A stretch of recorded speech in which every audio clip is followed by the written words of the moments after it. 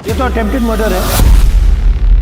मैं मतलब YouTube पर अपने साथी के साथ प्रयास किया, कोशिश की और बहुत बुरा बर्ताव हुआ। कोई सपोर्ट किसी का नहीं। मैंने मतलब मेरी फादर से फाइट होती है इस बात पे, वो चाहते हैं कि मैं ये फील्ड छोड़ दूँ। सबसे बड़ा चीज ये सर कि अति पिछड़ा समाज और माइनॉरिटी समाज में ये दोनों समाज को लड़ाने की कोशिश की जा रही है, जिससे सामाजिक न्याय भी कमजोर हो रहा है और सांप्रदायिकता भी बढ़ रहा है। जो दलित है, पिछड़ा है, उनके ऊपर झूठा मुकदमा कराकर सर जेल भिजवाते रहे। यानी कि सर न्याय की कोई उम्मीद ही नहीं है। जहां हम लोग कहते हैं कि डेमोक्रेसी है, लेकिन डेमोक्रेसी नाम की कोई चीज नहीं है।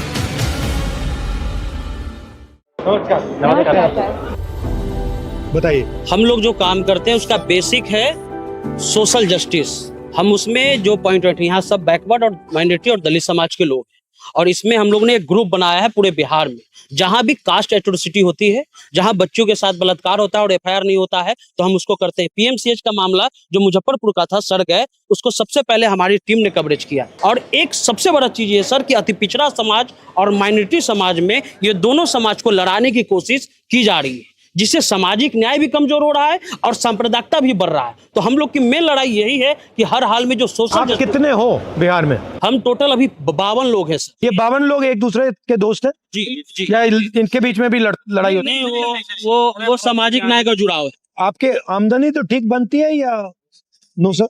बट आपको फाइनेंशियली नहीं होता। मेरा नाम सुमन है, मैं खबर लहरिया न्यूज़ आप अकेली लड़की हो? जी खबर लहरिया न्यूज़ चैनल में एज अ सीनियर रिपोर्टर के रूप में काम करती हूँ।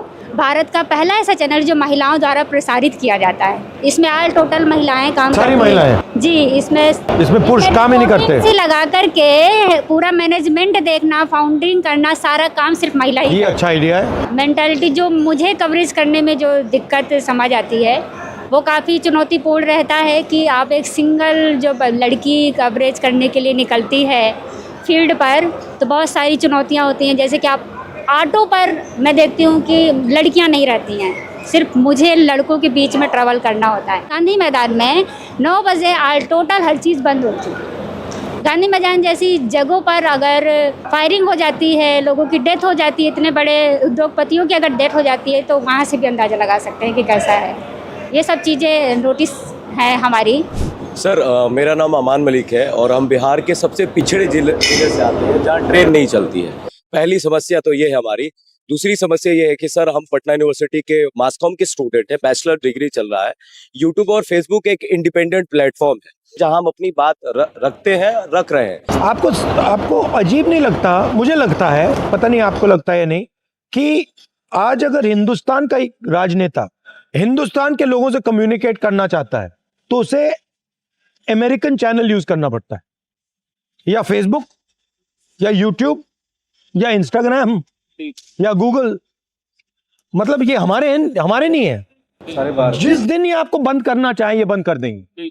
मेरा पूरा मतलब शैडो बैन चलता है।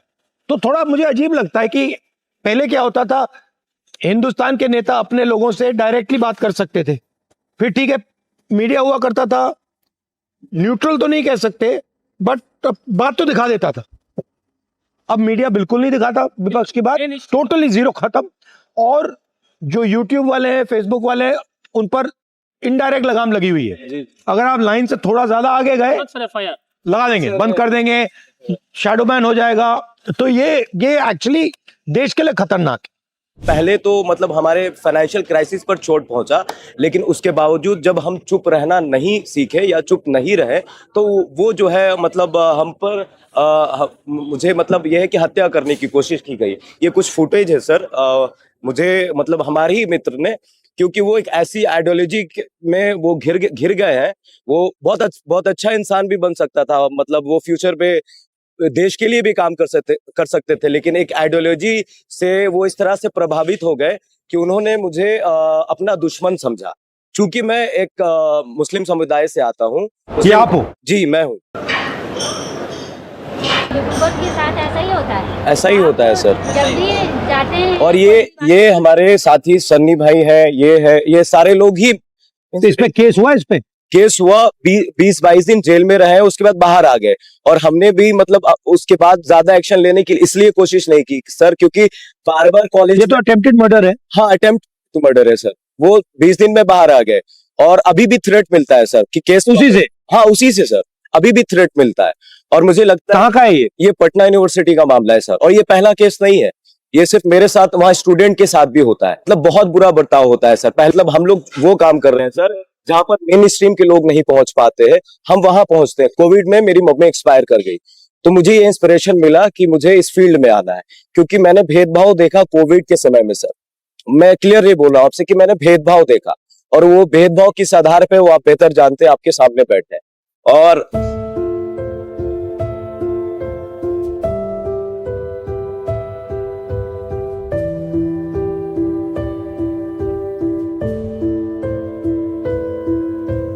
मैं अपने घर का सबसे बड़ा लड़का हूं, और मैं मतलब YouTube पर अपने साथी के साथ प्रयास किया, कोशिश की, और बहुत बुरा बर्ताव हुआ। कोई सपोर्ट किसी का नहीं। मैंने मतलब मेरी फादर से फाइट होती है इस बात पे, वो चाहते हैं कि मैं ये फील्ड छोड़ दूं। वो होता है ना सर कि इंसान को बोलने की आज़ादी होनी चाहिए। सिर्फ लड़ाई आइडियोलॉजी की है, और जब हम बोलेंगे नहीं सर तो सुनेगा कौन? तो आइडियोलॉजी जिसकी आप बात कर रहे हो ये क्या है सर? आपकी आइडियोलॉजी क्या है? सर मेरी आइडियोलॉजी है कि समाज में हर तबके को बराबरी की हिस्सेदारी मिले। हम सब जिस बैकग्राउंड से आते हैं ना सर, इन्हें बोलने नहीं दिया जाता था सर। यूनिवर्सिटी में इनके साथ रैगिंग होती थी, जात के आधार पर, धर्म के आधार पर। सर मेरी मम्मी सबके साथ हुआ? हाँ सर, मेजोरिटी में यही है सर। मेरा नाम रविकांत चौरसिया है सर, मैं बिहार के खगड़िया से हूँ। बोलता खगड़िया हमारा चैनल है, और मैं इंजीनियरिंग बैकग्राउंड से आया, उसके बावजूद जिस प्रकार से था कि समाज की अंतिम पंक्ति के खड़े लोगों की आवाज बन सकूं। पिछले 5-6 सालों से सर खगड़िया जो 7 नदियों से घिरा है, गरीबी है, और काफी सर जो है विस्थापित परिवार है, नदी के किनारे जो बसावट है, लोगों के घर कट चुके रहते हैं। इस तरीके की जो समाज की जो जनहित वाली जो समस्याएं हैं सर, वो मेन स्ट्रीम मीडिया में कभी नहीं दिखाती रही है, और ना ही दिखाते हैं लोग। हमने प्रयास किया कि एक छोटी सी शुरुआत की, और उसके बाद बहुत सारा लोगों का सर प्यार मिला। लेकिन जिस प्रकार से सर यातनाएं जो हम लोगों को मिलती रही है, जदयू के विधायक हैं डॉक्टर संजीव परवत्ता विधानसभा से सर, वो अनगिनत ऐसे जो है सामाजिक न्याय वाले लोग जो दलित हैं, पिछड़ा हैं, उनके ऊपर झूठा मुकदमा कराकर सर जेल भिजवाते रहे। और अगर वो पीड़ित परिवार हमारे पास आकर के अगर अपनी बात को रखना चाहे, और अगर हमने उनके वीडियोस को चलाया, उसके बाद सर वो धोखे से मुझे बुला करके अपने आवास पर उन्होंने हमारे साथ बहुत मारपीट की सर। किसी तरीके से हम वहाँ से सर जान बचा करके निकले। जब हमने थाने में FIR दर्ज कराई सर, हमारे केस फॉल्स हो गए, और उनके द्वारा हमारे ऊपर 2-2 फर्जी मुकदमे करा दिए गए। यानी कि सर न्याय की कोई उम्मीद ही नहीं है। जहां हम लोग कहते हैं कि डेमोक्रेसी है, लेकिन डेमोक्रेसी नाम की कोई चीज नहीं है। ऐसे करते हैं, ये अभी चल रहा है, यहाँ पे यात्रा चल रही है।